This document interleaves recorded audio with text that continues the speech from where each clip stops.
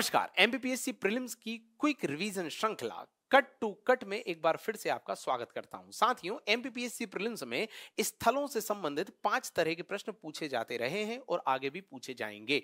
पहला, कोई स्थल कहां अवस्थित है। नंबर सेकंड, किस नदी के किनारे है। नंबर थर्ड, उसे किसने खोजा। नंबर 4, किस कालखंड से संबंधित है। और नंबर 5, वहां से क्या खास मिला। ये 5 बिंदुओं के इर्द गिर्द कुल 10 स्थल मैं आपके लिए लेके आया हूं, जो कि 3 पाषाण काल से संबंधित है और 7 ताम्र पाषाण काल से संबंधित है। तो मध्य प्रदेश के इन 10 स्थलों को देखते हैं। सबसे पहले पाषाण कालीन स्थल हम देखेंगे। पहला नंबर पे है आदमगढ़। साथियों, स्पष्ट आपको नजर आ रहे हैं कट टू कट कुछ जरूरी बिंदु। आदमगढ़ की सबसे पहले अवस्थिति होशंगाबाद।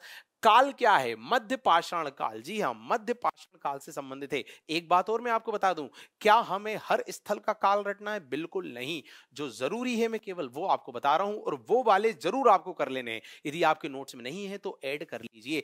इन स्थलों के काल जरूर करने हैं जो मैं आपको बता रहा हूं। पहला पॉइंट मैंने क्या बताया? अवस्थिति होशंगाबाद। कालखंड इसका मध्य पाषाण काल, जो कि नर्मदा नदी के तट पर है। 3 पॉइंट बता दिए। चौथा पॉइंट, खोज हुई थी 1964 में आरबी जोशी साहब द्वारा। और 5वां जरूरी बिंदु कि यहां से क्या खास मिला। तो साथियों, मानव के क्रीड़ा स्थल यहां से मिले हैं। नंबर सेकंड, पशुपालन के प्रारंभिक साक्ष्य यहां से मिले।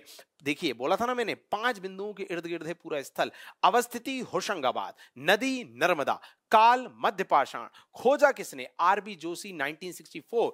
5वां, यहां से क्या खास मिला? तो क्रीड़ा स्थली मिली और पशुपालन के प्रारंभिक साक्ष्य मिले। ये 5 बिंदुओं के इर्द गिर्द प्रश्न बन सकते हैं और बनते आए हैं। अगला देखते हैं भीमबेटका। साथियों, सेम 4-5 बिंदु देखेंगे। अवस्थिति की बात करूं तो रायसेन जिले के अब्दुल्लागंज में है। अब्दुल्लागंज कहां है ये भी पूछा जा सकता है, तो रायसेन लगा देना। अच्छा, खोज हुई थी 1957-58 में बीएस बाकड़कर साहब द्वारा। नंबर तीसरा, इसका भी काल इंपॉर्टेंट है। मैंने क्या बोला? सबका नहीं है, पर जिन जिन का है मैं बताऊंगा आपको, वो जरूर कर लेना है। उच्च पुरा पाषाण काल से संबंधित ये स्थल है साथियों। नंबर 5, अगला बिंदु ये है कि विशेष भीमबेटका जो है वो 2003 में यूनेस्को की विश्व धरोहर सूची में शामिल किया गया है। थोड़ा सा विशेष बिंदु है।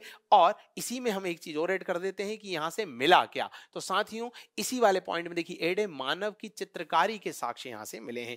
वही 4-5 बिंदु यहां पर भी कवर हो गए। अगला देखें हथनोरा, जो कि तीसरा और आखिरी प्लेस है पाषाण काल के अंतर्गत।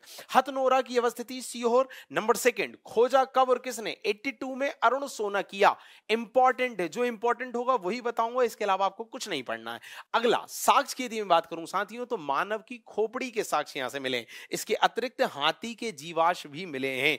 साथियों, विशेष ये है कि यहां से जो मानव के साक्ष्य मिले हैं उसे नर्मदा मानव की संज्ञा दी जाती है। प्रश्न सीधा आएगा, नर्मदा मानव का संबंध कहां से है? हथनोरा लगा देना। प्रश्न सीधा आएगा, हथनोरा कहां है, किसने खोजा?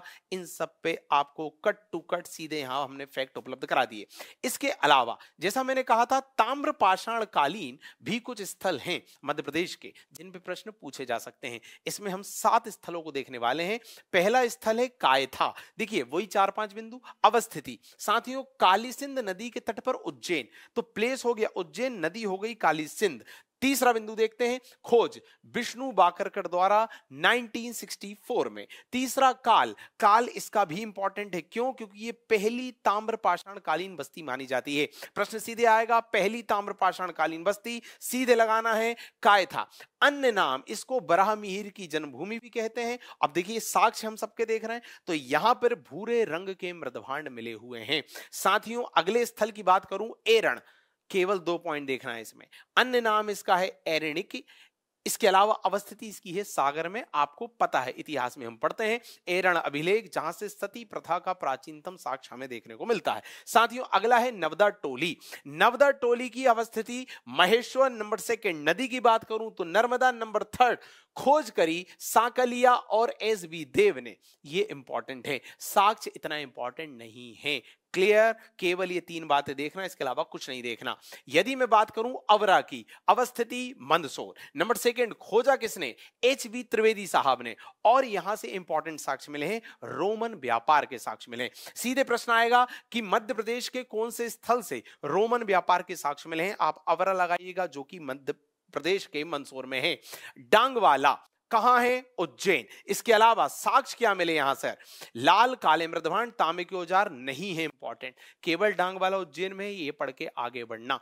आगे बढ़िएगा। नागदा की बात करूं तो ये भी चंबल नदी के तट पर उज्जैन में ही विद्यमान है। इसके अलावा आखिरी प्लेस खेड़ी नामा, खेड़ी नामा होशंगाबाद में है, ये बहुत ज्यादा इंपॉर्टेंट है। अब जरा देखिए, एक जरा क्विक रिवीजन कुछ खास बिंदुओं को देख लेते हैं। ऐसे कौन कौन से स्थल हैं जो हमने उज्जैन वाले देखे? तो देखिए, उज्जैन वालों में हमने सबसे पहले एक नागदा देखा जो कि चंबल नदी के तट पर है, दूसरा हमने देखा डांगवाला, तीसरा हमने देखा, ऊपर जाइए, कायथा जो कि काली सिंध नदी के तट पर है। तो कंफ्यूज नहीं होना, ये तीनों प्लेस उज्जैन में है, पर कुछ प्लेस या एक प्लेस चंबल नदी के तट पर है और एक जो है वो काली सिंध नदी के तट पर है। वहीं होशंगाबाद की बात करें तो खेड़ी नामा हमने देखा, वो भी होशंगाबाद में, आदमगढ़ देखा, वो भी होशंगाबाद में। तो पढ़ते वक्त इस तरह से आप कैटेगराइज भी कर सकते हैं। तो साथियों, ये था एक जरूरी बिंदु, जरूरी टॉपिक जिसपे से प्रश्न पूछे जाते रहे हैं, और आपको ये देखना है कि पढ़ते वक्त आपने इन पे ध्यान दिया है कि नहीं।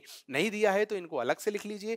3 मार्कर भी एमपीपीएससी मेंस में इन सब पे बन जाता है। और ये भी देखना है आपको कि इनके अंदर का कोई जरूरी ऐसा फैक्ट तो नहीं है जो आपसे छूट गया।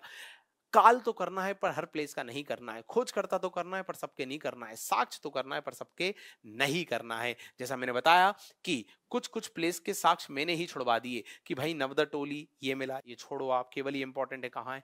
तो ये था हमारा पहला जरूरी वीडियो, तथ्यों से भरा हुआ। आशा करते हैं आपके लिए मददगार होगा। बहुत बहुत धन्यवाद।